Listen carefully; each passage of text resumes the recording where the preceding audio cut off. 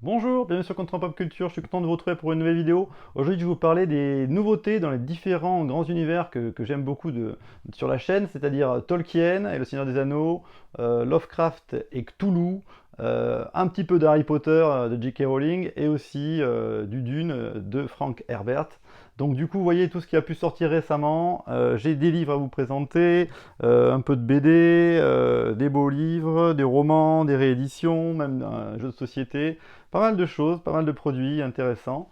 On commence par quel univers? Allez, on commence par Le Seigneur des Anneaux, Le Hobbit, de Tolkien, avec une réédition, une belle réédition du Hobbit, le Hobbit de J.R.R. Tolkien, voilà, en édition dite jeunesse chez Christian Bourgois. Alors c'est quoi une édition jeunesse? Eh bien en fait c'est juste que la police est un peu plus grande, le texte est un peu plus aéré, et vous remarquez que c'est illustré, et c'est illustré par qui? Ben, par Tolkien himself. Donc voilà, ils ont repris les illustrations de l'auteur, et ça c'est très sympa. La traduction, c'est celle de 2012 de Daniel Lauzon. Donc moi, par exemple, j'avais une édition du Hobbit, mais c'était l'ancienne. Donc du coup, je suis content d'avoir aussi la nouvelle. Alors l'intérêt de la nouvelle, même si elle change un peu les noms et que ça nous perturbe un peu, c'est qu'en fait, le traducteur a suivi les notes de l'auteur pour mieux traduire son œuvre, et donc du coup, voilà, c'est quand même intéressant. Il y avait quand même des erreurs dans l'autre traduction, donc, et on a quand même une jolie carte à l'intérieur avec la montagne. Ici, régnait autrefois Train, roi sous la montagne, la montagne solitaire. Voilà, tout ça, ça nous met tout de suite dedans. Voilà, donc le Hobbit, c'est super, c'est la première œuvre de Tolkien. C'est le roman un peu jeunesse qu'il a fait connaître. Le Seigneur des Anneaux, c'est quand même un peu plus mature, on va dire. Mais voilà, ça se lit super bien, c'est absolument super. Et alors la couverture, c'était celle qu'il avait voulu au départ, avec, vous voyez, le soleil, les montagnes, et puis de l'autre côté, on a la nuit avec le dragon. Donc ça, c'est une très très belle édition, encore une fois, de Christian Bourgois, super papier, super édition, donc ça vaut le coup. Ça coûte 21,90 €. Ensuite, pour accompagner ce magnifique livre, vous pouvez aussi acheter chez Christian Bourgois ce petit livre en dur, belle édition, avec des dorures, qui s'appelle Un aller-retour, la carte du Hobbit, texte de Brian Sibley. Alors ça coûte 20 € quand même, 19,50 €. Dedans, vous avez un petit peu de texte, une introduction sur l'explication de cette carte, cartographie de la Terre du Milieu. Et puis après, vous avez des illustrations en noir et blanc de John Howe, comme la carte elle-même est dessinée par John Howe, sur les lieux intéressants du Seigneur des Anneaux, du Hobbit, pardon, voilà, avec des explications. Et je vais vous montrer cette carte. Donc la carte, elle est dans une petite pochette à la fin du livre, et elle est de taille assez impressionnante. Voilà, elle est belle cette carte. Voilà, avec les hobbits, le dragon Smaug, et puis vous voyez cette carte avec les lieux de la nouvelle traduction. Donc une belle grosse carte pour collectionneurs. Donc c'est une réédition en fait, ça existait déjà, puis ça se trouvait plus. Et puis pour ceux qui ont envie de se plonger encore une fois, ils ont sorti aussi l'autre carte. La route se poursuit sans fin, la carte de la Terre du Milieu, donc plutôt côté Seigneur des Anneaux, avec la même introduction, ça c'est un petit peu dommage au début, et puis après, vous avez pareil, des explications sur les principaux sites de la Terre du Milieu, avec les dessins noir et blanc très beaux de John Howe, donc vous voyez, Barad-dûr, la gueule de fer, voilà, et puis à la fin, pareil, une petite encoche pour mettre la carte que j'ai déjà sortie pour vous la présenter. Elle est un petit peu différente la carte. Alors regardez, hop, voilà, avec des très belles illustrations, et puis les principaux lieux. Donc ça c'est vraiment pour ceux qui ont envie d'avoir un bel objet chez eux. Donc voilà les cartes qui sont sorties. Il y aura, je crois, qui sortira une troisième carte qui sera peut-être vendue tout ensemble à un moment donné. Ensuite, donc ça c'était chez Christian Bourgois, éditeur, et on va passer chez Hachette et Rose avec deux nouveautés. dans ces petits formats en simili-cuir de couleur. Force du mal de Tolkien, donc ça c'est David Day à chaque fois qui fait ses petits livres, où là il nous présente, alors c'est très richement illustré, alors les illustrations sont variables, hein. Il y en a des très belles, il y en a des très moches, mais il y en a beaucoup. Et en fait, il va nous parler de tous les méchants qu'on peut retrouver dans l'univers de Tolkien, un peu comme dans un bestiaire des méchants, avec Glorung, l'énorme dragon, Ungoliant, voilà, Ulfang, voilà, tous les monstres, les Nazgûl, tout ça, il explique. Donc c'est sympa. Donc il y a beaucoup d'illustrations, il y a des tableaux, voilà. Pour ceux qui ont envie de se plonger un peu plus dans l'univers du Seigneur des Anneaux. Ils sont sympas. Bon, David Day, il est souvent décrié parce que des gens disent qu'il prend beaucoup de liberté avec l'œuvre de Tolkien, mais ses ouvrages sont quand même grand public et permettent quand même de se plonger dans l'univers du Seigneur des Anneaux. Voilà, c'est plutôt fun. Et là, le deuxième titre qui vient de sortir, c'est Les légendes de l'anneau selon Tolkien. Alors, ce petit livre, il coûte 19,95 €. Et en fait, vous avez là la volonté de présenter toutes les mythes, les mythologies, les légendes qui ont influencé Tolkien pour son œuvre. Donc forcément les mythologies nordiques, avec voilà, les Vikings, tout ce qui peut venir de là. Après l'anneau d'Ilibelungen, toutes les légendes carolingiennes. euh, voilà, ça c'est Nibelungen, les mythes grecs, les légendes judéo-chrétiennes, toujours très illustrées.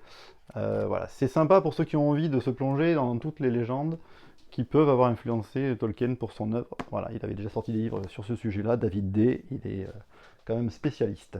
Voilà, donc pas mal de choses côté Tolkien, mais alors, côté Lovecraft, c'est le déluge. Vous allez voir, il y a beaucoup de choses à vous présenter. Je ne sais pas trop par quel ordre je vais commencer, quand même par les livres, par les nouvelles, les romans. Donc vous savez que Mnemos, ils ont sorti des intégrales, ils sont en train de les sortir les uns après les autres. Donc le tome 1 était sorti, je vous l'avais présenté, Les Contrées du rêve, c'était sur tout ce qui était le mythe des rêves. C'est pas l'appel de Cthulhu, c'est fait avant. Tout ce qui est onirique chez Lovecraft.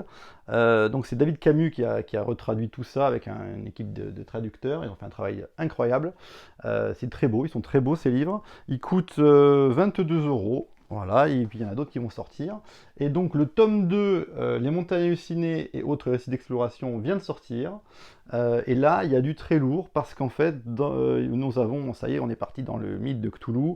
Les nouvelles, on a Dagon, on a la cité sans nom, on a l'appel de Cthulhu, on a les montagnes hallucinées là-dedans, et dans l'abîme du temps, donc voilà, il y a quand même beaucoup de choses, hein. Il y en a d'autres, des nouvelles un peu moins connues, mais voilà, il y a du très lourd dans cette intégrale, avec une carte au début qui nous montre les différents sites, tout de suite on voyage, avec les temples, les choses, et moi, c'est vrai que dans l'univers de Lovecraft, c'est ce que j'aime le plus, c'est effectivement ces récits d'exploration, d'aventure, où on va rentrer dans des temples, dans des ruines, voilà, on va découvrir des choses et puis on va tomber sur des mystères, des créatures incroyables, des dieux très anciens. Donc voilà, ça c'est absolument top. Je vous le recommande si vous voulez commencer par les Lovecraft, d'acheter ce tome 2 Les montagnes hallucinées dans cette nouvelle traduction intégrale d'H.P. Lovecraft chez Mnemos. Ça c'est top.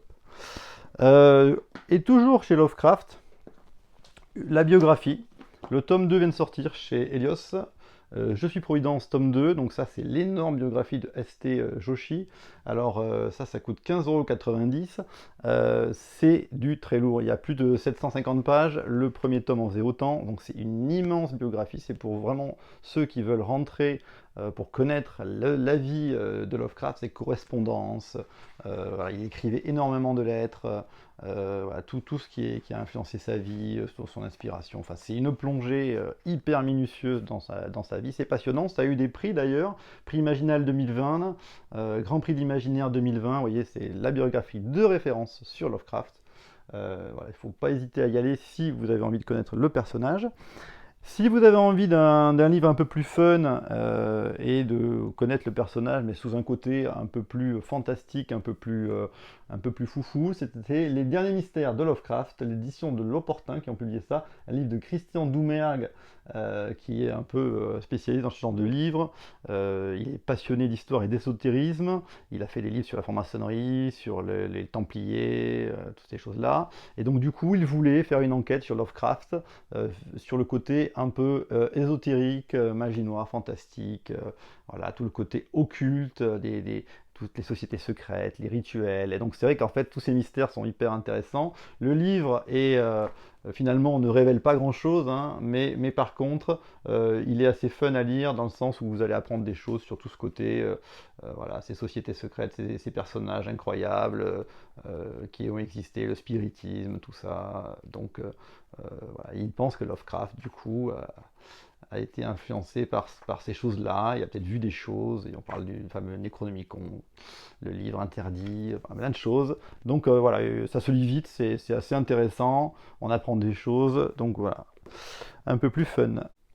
Et les carnets Lovecraft de Armel Goulm, qui adapte des nouvelles de Lovecraft donc chez Brajlon. Ça coûte 12,90 €, donc j'aime beaucoup cette série de nouvelles adaptées.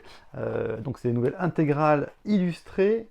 Donc vous avez le texte, et puis les très belles illustrations d'Armel Goulm, qui est un illustrateur fantastique, voilà, qui fait souvent des illustrations comme ça en noir et blanc. Et là, du coup, on va retrouver, vous voyez, l'ambiance est bien noire, gothique, fantastique.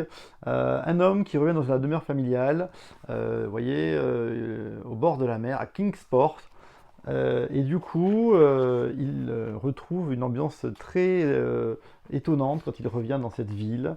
Il se sent pas très à l'aise. Et puis, il va rencontrer des personnages de plus en plus étranges qui vont lui demander d'assister à un rituel qui est voilà, ils vont s'habiller avec des toges comme des moines, et puis ils vont descendre, effectuer un rituel étrange sous terre, et voilà, l'ambiance est là. C'est très stressant, et cet homme va-t-il découvrir des choses abominables, probablement ce qu'on est chez Lovecraft. Donc voilà, c'est une série qui est super, hein, les carnets Lovecraft à chaque fois, ça se lit assez vite parce que c'est des nouvelles, mais c'est parfait pour rentrer dans l'univers de Lovecraft petit à petit avec un bel objet illustré. Donc voilà, je vous recommande chaudement le festival. Ensuite, toujours chez Lovecraft, eh bien, j'en avais parlé dans les nouveautés BD du mois. Le Cauchemar d'Innsmouth, tome 2 est sorti de l'extraordinaire série de Gutanabe chez Kiun. Ça coûte, je sais pas le prix, mais bon, c'est dans une quinzaine d'euros. Vous avez donc un manga en noir et blanc, voilà, absolument hyper fidèle aux nouvelles. Et donc, il a vraiment, Gutanabe, réussi à saisir le côté de Lovecraft. Vous voyez, c'est noir et blanc terrible, avec ses ruines, ces lieux hantés, désertiques, d'où l'horreur surgit.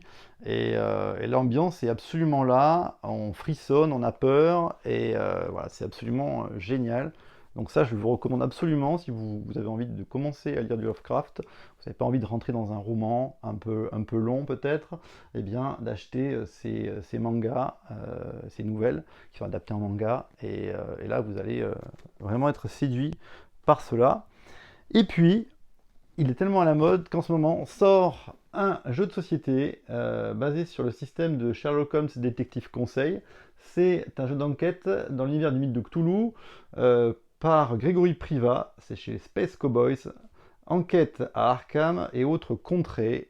Vous allez jouer le rôle d'enquêteur. Alors, vous pouvez jouer en solo, vous pouvez jouer en couple. Vous avez un livret de règles tout fin qui tient en quelques chapitres. Donc ça veut dire que vous allez pouvoir tout de suite jouer. Vous avez un matériel avec des extraits de journaux, un annuaire, une carte. Voilà. Et en fait, c'est très narratif dans le sens où vous avez des enquêtes. Et vous allez lire l'enquête. Voilà, on va vous plonger dans l'enquête en vous disant, ben voilà, et vous allez chercher dans les annuaires, dans les cartes, vous allez interroger les personnages, vous allez essayer de trouver la solution de l'enquête. Et voilà, c'est super parce que vous allez vous retrouver dans cette ambiance d'enquête un peu horrifique, fantastique de l'univers de Lovecraft. Il y a plusieurs enquêtes, il y en a 3, 4, 5, 6, un peu plus que ça, 7. Il y en a qui sont cachetées, Voilà, il ne faut pas ouvrir l'enveloppe. Voilà, il y a plein de choses. Donc ça, c'est excellent. Si vous connaissez Sherlock Holmes Détective Conseil, vous avez envie d'aller dans un univers un peu plus fantastique, eh ben, je vous conseille vraiment d'aller sur Bureau of Investigation. Si vous aimez Lovecraft, c'est essentiel. Voilà, donc vous avez vu, Lovecraft, boum, plein de choses absolument excellentes à vous présenter. On va passer maintenant dans l'univers de J.K. Rowling d'Harry Potter avec une nouveauté un petit peu étonnante, à mon avis, qui est un petit peu basée sur ce que je vous présentais tout à l'heure, Les Forces du Mal de Tolkien, là, ces petits livres en simili-cuir sur des thèmes de Tolkien. Et bien là, les éditions Huggin and Munin ont décidé de sortir les mini-grimoires. Donc vous voyez, ils sont bien petits, mais ils sont bien épais. Hein, ça coûte 9,99 €. Et en fait, c'est à chaque fois, il y en a 4 qui sont sortis. Je vais vous les présenter. Ce sont sur des thèmes. Je m'approche parce que comme ils ne sont pas très grands, il faut bien regarder. Là, celui-là, c'est le design du monde des sorciers. On a l'atlas des lieux magiques. Voilà. Charme et sortilège. Et puis le bestiaire fantastique. Voilà, il y en a 4 qui sont sortis pour l'instant de ces petits grimoires. Alors ça, c'est pas mal aussi pour tout ce qui est les enfants, les jeunes. Ils aiment bien ce genre de petits livres qui peuvent glisser un peu partout. Et du coup, là, le premier sur le bestiaire, alors c'est très richement illustré. Il y a plein d'illustrations. Donc vous voyez que c'est quand même un peu pour les jeunes. Mais il y a aussi du texte avec des explications sur les créatures, la façon dont ils vivent, hein, et puis aussi la façon dont ils ont été créés pour les films, donc des anecdotes de tournage. Voilà, le Magie à pointe par exemple, vous voyez, on a un petit texte explicatif. Donc il y a quand même pas mal de pages hein, dans ces petits grimoires, hein, plus de 280 pages quand même. Voilà, avec les différentes versions de créatures, les loups-garous, voilà, les gardiens magiques, il y a plein de choses, donc c'est intéressant comme petit livre. Moi j'ai bien aimé, franchement. Ensuite, celui sur les charmes et les sortilèges, donc c'est tous les sortilèges qu'on peut voir dans Harry Potter, Vipera, Evanesca, voilà, est toujours très richement illustré avec des photos du film, avec des dessins, des artworks. Voilà, j'essaie de vous montrer, c'est pas facile, les pages sont toutes petites.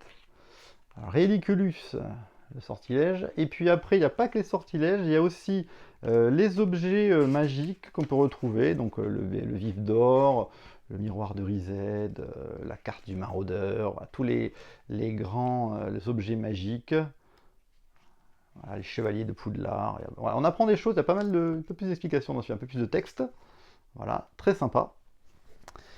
Le design des mondes des sorciers. Alors là, c'est tout le travail de création du duo Minalima en particulier. Et donc là, il n'y a quasiment pas de texte dans celui-là. C'est que tout ce qui a été sorti sur voilà, les livres, les publicités, les potions, voilà, plein de choses, les fameuses unes de journaux qui sont très connues. Voilà. Donc là, il n'y a quasiment pas de texte, il y a beaucoup de blasons. Là, c'est vraiment image celui-là. Hein, c'est peut-être celui qui est le moins intéressant, je trouve, des 4. Et puis l'atlas des lieux magiques. Alors là, on a tous les lieux avec pas mal d'explications. La cabane au sommet du rocher, avec comment ça a été aussi rendu, beaucoup pour les films, beaucoup d'anecdotes de tournage. Voilà, la grande grille, enfin plein d'endroits, le hall d'entrée. Tous les lieux un peu qu'on retrouve dans Harry Potter. Ouais, et très imagé, illustré. Voilà, des petits grimoires de collection qui sont sympas et qui seront dans le petit lieu des Harry Potter. Et puis, je voulais aussi vous parler de Dune et de Frank Herbert, puisque l'édition collector, la belle édition du 3e tome de Dune, Les Enfants de Dune, est sortie, et je l'ai relu pour l'occasion. Voilà, toujours dans ces très belles éditions de Robert Laffont à Hier et Demain.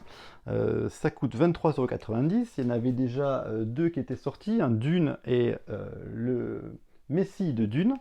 Donc, alors, pour ceux qui n'ont pas lu Dune ou le Messie de Dune, attention, je vais un petit peu spoiler. ou du moins, voilà, donc bouchez-vous les oreilles ou passez si vous n'avez pas envie d'en apprendre un peu plus, parce que je vais parler maintenant de mon ressenti sur le livre. En fait, pour moi, j'avais adoré le livre Dune.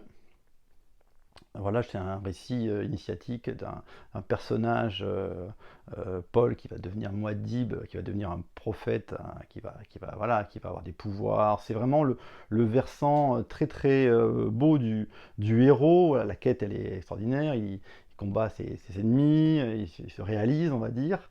Mais déjà, il y avait les prémices de la peur de ce fameux djihad et de ce qui pouvait arriver, de la prescience qui pouvait poser problème. Et on sentait tout de suite que Paul c'était un peu ce pouvoir aussi une malédiction. Dans le tome 2, le Messie de Dune, c'était totalement l'opposé du premier roman, c'est-à-dire que le roman est beaucoup plus court, il est hyper sombre, il ne se passe pas énormément de choses, on voit que Paul Muad'Dib est devenu un dictateur, une sorte de monstre sanguinaire, et du coup c'était le côté désenchanté de ce premier livre, c'était vraiment le miroir opposé. Et il est dur, il est rude, et ce deuxième tome, il est pas très très marrant. Mais c'était intéressant de voir ce côté sombre de finalement quelqu'un qui a du pouvoir et qui devient trop puissant d'ailleurs, et puis les dérives que ça peut engendrer.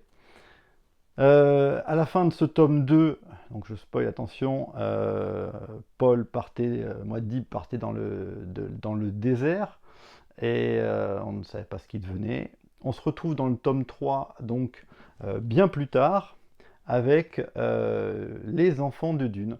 Et donc il y a des jumeaux qui sont Leto et Ganima, qui sont les enfants de Chani. Et ces jumeaux ont énormément aussi, eux, de pouvoir de préscience. Voilà, ils ont en eux leurs ancêtres. Et donc le tome va tourner autour de ces problèmes dits d'abomination, où ils ont les mémoires de leurs ancêtres en eux. Ils sont là, ils sont vivants. Et il faut faire attention à ce que ces ancêtres ne prennent pas le pas sur eux. Ce qui peut se passer, on le verra avec Alia. Et donc, on a deux enfants qu'on va suivre, et puis aussi un prince Corino qu'on va suivre aussi, qui est un enfant. Donc c'est une nouvelle relève, on va dire. On retrouve des personnages qu'on a déjà croisés, comme Duncan Idaho ou Stilgar, voilà, et le retour surtout de Dame Jessica. Voilà, Dame Jessica qui était complètement absente du tome 2, c'était inexplicable. Et bien là, on la retrouve voilà, centrale. Dame Jessica revient sur Arrakis, et donc ça c'est le début du livre, ça met un peu le feu aux poudres. Pourquoi revient-elle? Elle revient au nom du Bene Gesserit. Est-ce qu'elle va essayer de mettre la main sur ses petits-enfants? Voilà, Alia est régente, comment ça se passe? Et dans le désert, du désert revient un mystérieux prophète qui pourrait être Muad'Dib. Voilà, est-ce qu'il est mort? Est-ce qu'il revient sous forme de prophète? Le livre est excellent, voilà, on retrouve un peu tout ce qu'a fait Dune, c'est-à-dire voilà, de l'action, des grandes scènes, des réflexions métaphysiques, c'est passionnant, le livre est beaucoup plus imposant que le tome 2, Le Messie de Dune, et voilà, il relance complètement la franchise pour moi, sur un nouveau cycle, et il conclut quand même des intrigues des deux tomes précédents, mais franchement c'est un très très très bon tome qui vraiment est très réussi. Voilà, même si le tome 2 pour moi était un peu difficile, ce tome 3 est vraiment excellent et annonce le tome 4. Donc le tome 4, l'Empereur Dieu de Dune, va sortir aussi en édition collector, il est prévu pour juin. Et donc voilà, c'est aussi un très très bon tome dont on parlera, qui est complètement différent encore une fois. Frank Herbert, il se renouvelle, il arrive vraiment à poser des questions, c'est pas que de la SF, nom d'un certain podcast, mais d'une chaîne, mais du coup, voilà, ça dépasse ça. Voilà, c'est vraiment excellent, donc je vous recommande absolument de vous lancer dans Les Enfants de Dune, qui est vraiment un très très très très bon livre. Voilà pour cette petite critique de ce livre. J'espère que je vais présenter pas mal de nouveautés intéressantes ce mois-ci.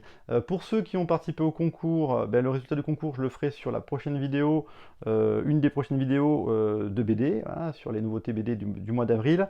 Je ferai le tirage au sort en même temps que ma nouvelle vidéo. Et puis je vous remercie aussi pour les nombreuses questions que vous m'avez posées pour la foire aux questions. Et continuez d'ailleurs à m'en poser, comme ça je referai une vidéo un peu plus dense, un peu plus longue. Je répondrai à toutes questions que vous me posez avec grand plaisir. Voilà, à bientôt pour une nouvelle vidéo sur Contre en Pop Culture. Au revoir.